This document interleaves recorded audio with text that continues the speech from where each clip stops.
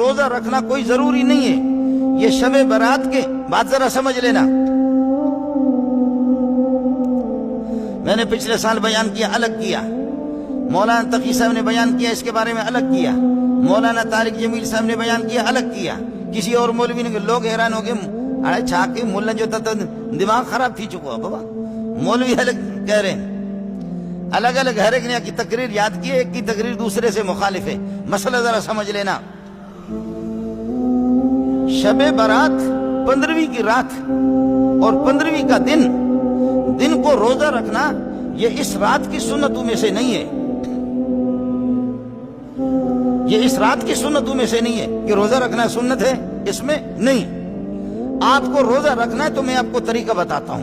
وہ یہ ہے کہ حدیث سے جس کا ثبوت ہے وہ یہ ہے کہ میرے نبی نے ہر مہینے میں ایام 20 کے روزے رکھے. 13 14 15 13 14 15 13 14 15. آپ کو روزہ رکھنا ہے تو ایام 20 کی سنت سمجھ کر کے روزہ رکھ لیں.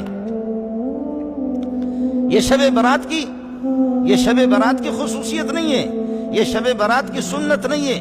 میرے نبی نے 15ویں کے دن کو روزہ رکھنا، اس بارے میں کوئی ایسی حدیث نہیں ہے. اور اگر حدیث ہے تو مولوی کی بنی ہوئی ہے. لیکن چونکہ آپ میرے بھائی ہیں، آپ کو روزہ رکھنا ہے.